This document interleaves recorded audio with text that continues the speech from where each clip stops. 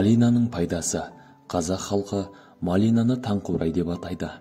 Бәрімізде сүйіп жейтін тәтті жидек, алайда ол тіл үйрер дәмге ғана емес, емдік қасиетке де ие. Сондықтан көптеген аурудың алдын алу үшін қолданылып келеді.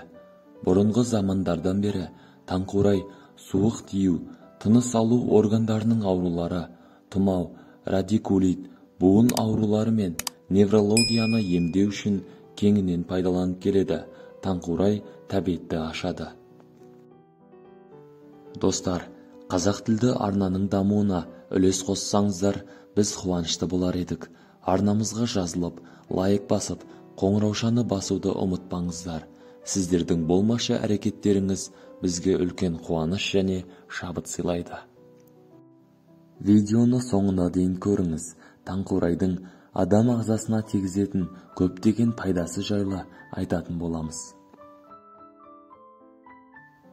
Таңқурайдың құрамындағы салицил қышқылы денедегі ыстықты түсіреді. Бұл жидектің тер шығаратын әсері де бар. Оған қоса таңқурай антитоксиндік, қан тоқтататын қасиетке ие.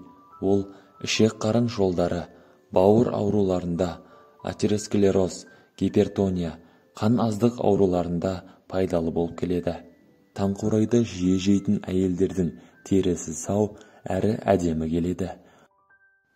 Ал таңқурайдың құрамындағы фолий қышқылының нәресте сүйгісі келетін және жүкті әйелдер үшін пайдасы мол. Таңқурай мен оның жапырақтары бүйрек жұмысын жақсартып, зәр айдайтын әсері бар.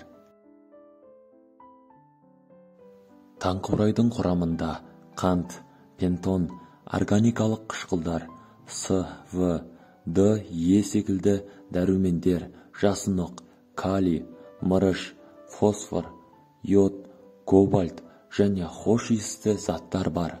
Халықтық медицинада оны ежелден бері ем-дом үшін пайдаланып келеді.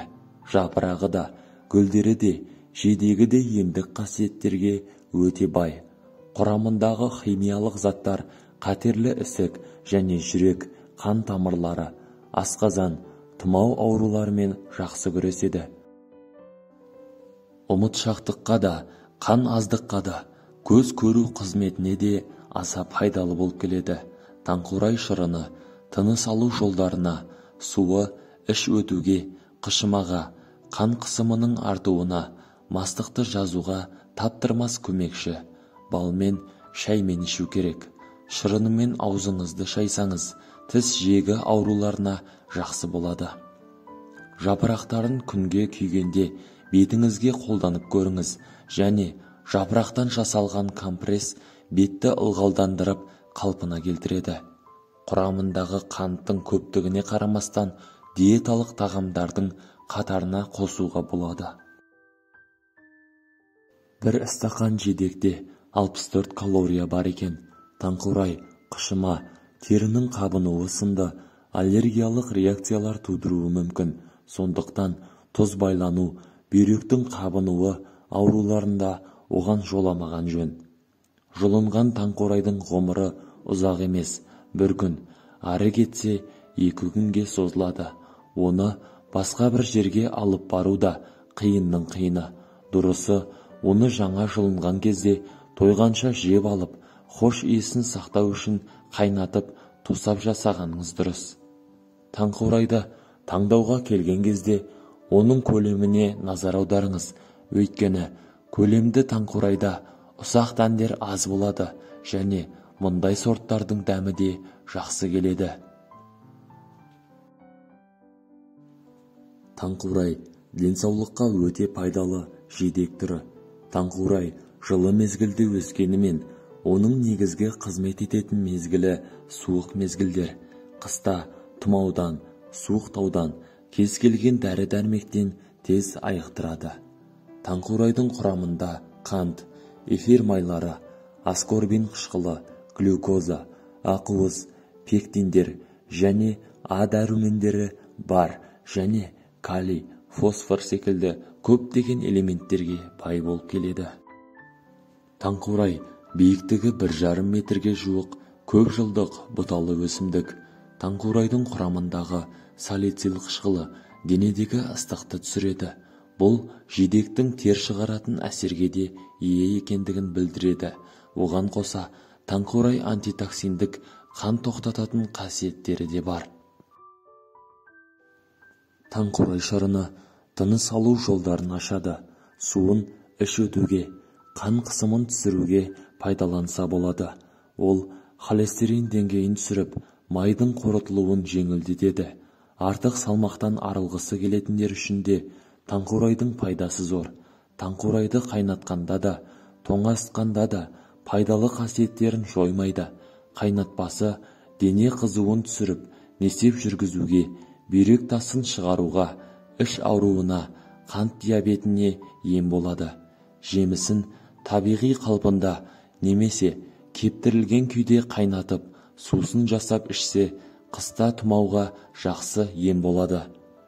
Ғалымдардың пікірінше, бірде-бір антиоксидант дәл таңқурай сияқты обыр жасушаларына қарсы тұра алмайды екен. Осыған орай, ол обыр дертіне қарсы тамаша шипалы дәрі болып саналады. Таңқурайды жүктілік кезінде жеуге бола ма? Жүктілік кезінде бұл жидекті тұтынуға қатысты екі қарсы пікір бар. Олардың әрқайсысының өзіндік дәлелі бар. Кейбір дәрігерлер таңқурай микроэлементтердің таптырмас көзі деп есептейді. Сол себепті оны тамақ үлесінен шығарып тастаудың қажеті жоқ дейді. Сонымен, оның құрамына кіретін жасұнық көп жағдайда ішектің дұрыс жұмысын қамтамасыз етеді. Болашақ аналарда органдарының қызметіне қатысты үлкен мәселелер болады.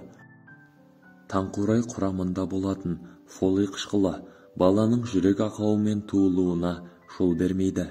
Таңқурай қан ағымын жақсартады, ал оның құрамына кіретін ақуыздар даму үстіндегі шарана үшін таптырмас нәрсе. Жидектің тағы бір артықшылығы, әйелдердің оны көптеген аурулардың терапиясы ретінде қолданатынында жатыр. Көп дәрілерді ішуге тыйым салатындықтан жүкті әйелдер ауруды емдеудің және оның алдын алудың дәстүрлі түріне жүгінеді. Болашақ аналар үшін таңқурай жапырағының пайдасы неде? Бұл жидекті шамадан тыс тұтыну кезінде орын алатын бірден-бір қауіп қанның ұю сипаттамасын төмендететіндігінде. Бірақ таңқурайды қажетті мөлшерден аспай жесеңіз, ол ешбір қауіп төндірмейді. Жапырақтарының зиянына келетін болсақ, олар жатыр тонусын жоғарылата алады. Мұндай жағдай ары қарай бала көтеруге қауіпті болып саналады. Бұл жидектің аллергиялық реакция тудыратынын ұмытпау керек. Көптеген жидектер аллергендер болып табылады. Соның ішінде таңқурайда. Егер жүктілікке дейін ағзаңыздың тарапынан ешбір жағымсыз әсерлер болмаған болса, аяғыңыз ауырлағаннан кейін ол пайда болуы әбден мүмкін. Жайсыз әсерлердің алдын алу үшін жидектерді аздан жеген дұрыс. Достар, қандай халық емін пайдаланбас бұрын ең алдымен дәрігерден кеңес алыңыз. Өз денсаулығыңыз өзіңіздің қолыңызда. Денсаулығыңыз мықты болсын. Арнаға жазылып, лайк басуды ұмытпаңыздар. Жақындарыңыз бен достарыңызға жіберулеріңізге болады. Сау болыңыз.